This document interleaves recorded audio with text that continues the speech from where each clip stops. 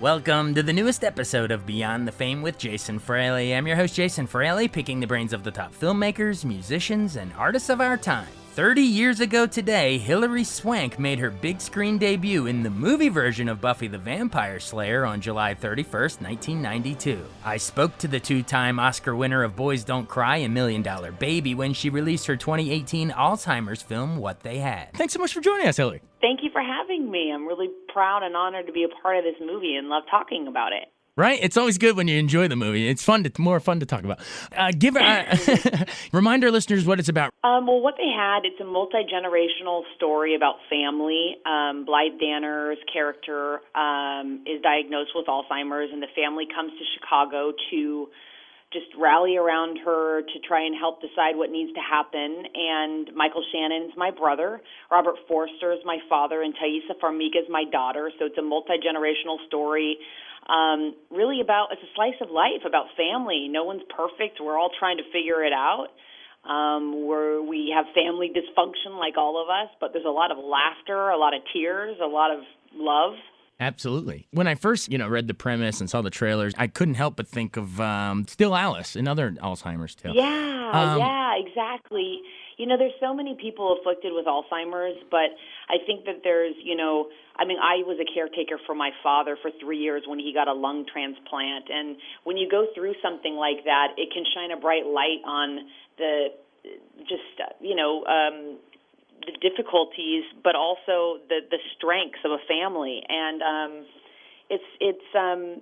there's a lot of laughter in this one. There's a lot of levity to it, from Blythe's point of view and from the family's point of view. A lot of times on the same side of the coin are tears and laughter. And so it's one moment you're laughing and the next you're crying. It's really beautifully told, I think. It's a horrible diagnosis. It's just, what do you do when you lose your memories? We really take our memories for granted. Life is happening, and we never know what's going to happen tomorrow. And we really have to make the most of it now and tell the people we love that we love them while we can. Absolutely. And I want to know, so you're the actress, so you can shine a light on some little acting touches and choices on screen that, maybe most viewers wouldn't notice. But how does Blythe approach playing Alzheimer's? What are some little acting choices that you notice her doing playing the Alzheimer's patient, from your own point of view as an actress? Like you noticing certain ways she holds her hands, or you know what I mean? Like anything like that? Well, it's a great question. I think that any type of disease afflicts everyone differently, and so Blythe play it very childlike when she'd go into it. She'd go into being a schoolgirl on a bus, or on a train going to visit her family, or she'd be standing there, the phone would ring, and she'd pick up a stapler, and she'd be talking into the stapler, going, "Why aren't you going to get this phone fixed? I've asked you to get it fixed." And all of a sudden, she realizes it's a stapler, and she starts laughing herself, and I feel like that's a very, very challenging role, and Blythe played it so deftly. She was so good and so real, and you really have to commit. You have to commit to that choice, and when you're in and when you're not. She really was beautiful. As always. And talk about working across Michael Shannon, because I think even though he's done all these great killer roles here in recent years, I think the dude's unbelievable, but dish on him for a minute. Playing that sort of sibling there and trying to figure out what to do with the ailing mom. Well, it's been a dream of mine to work with Michael forever. I do think he's one of the best of his generation. I feel like he plays it unexpectedly. His choices are unexpected, kind of like Christopher Walken used to be. Oh, yeah, that's a good comp. Christopher still is. Right? He kind of spins everything on its top and plays it his own way and makes it his own, and I admire that so much. And I think it's also courageous and brave to play something in the choices that he does and the ways he does. And so it's been a dream of mine. I've for the last decade I've been looking for something for us to do together, and so I was so happy when he came on board. To play across from him, to mix it up all the time, to be in the sandbox and have him deliver something completely different. And, acting, as they say, is really reacting.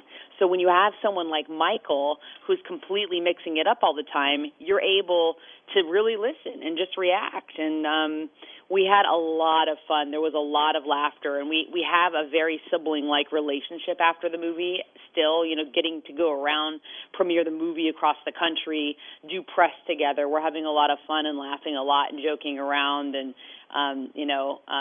little pranks and the such.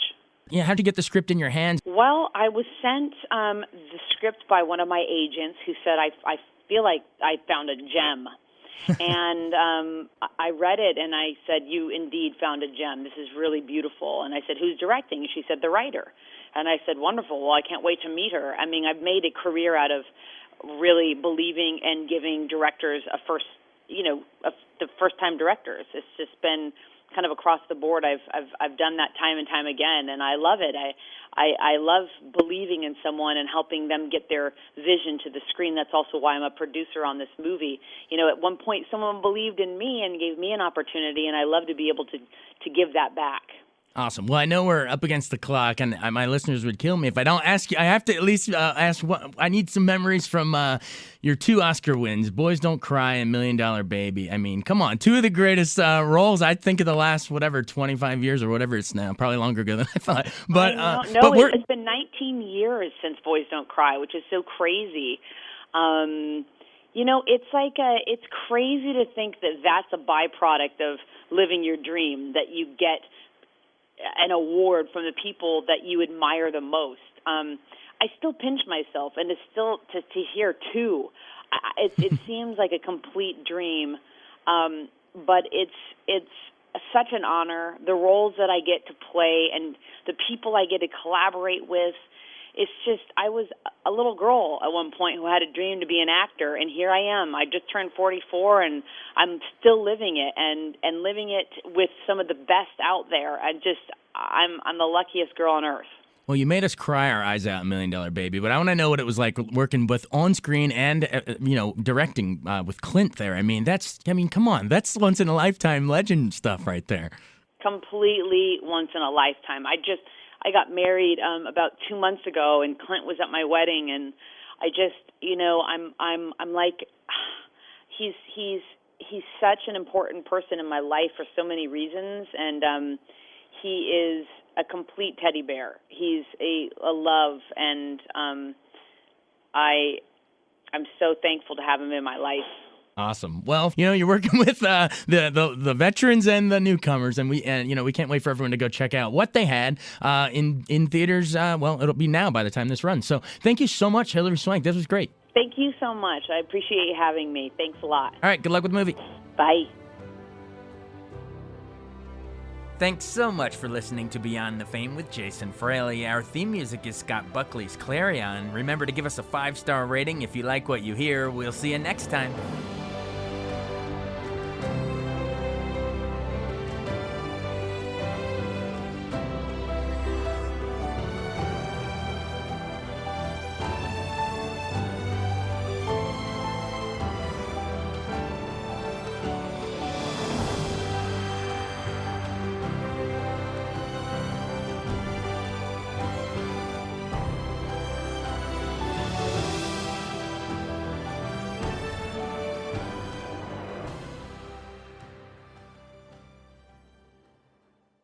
I wanted to take a second to tell you about an app I really enjoy. Living in the DC area is great, and Podcast DC gathers all of the local shows that I like all in one local app. Health, sports, local news, politics, and so much more. Podcast DC is the new local app with hundreds of DC area podcasts to choose from. I can earn exciting rewards just for listening and share the podcasts I love instantly. Available in the App Store or in Google Play, listen local with Podcast DC.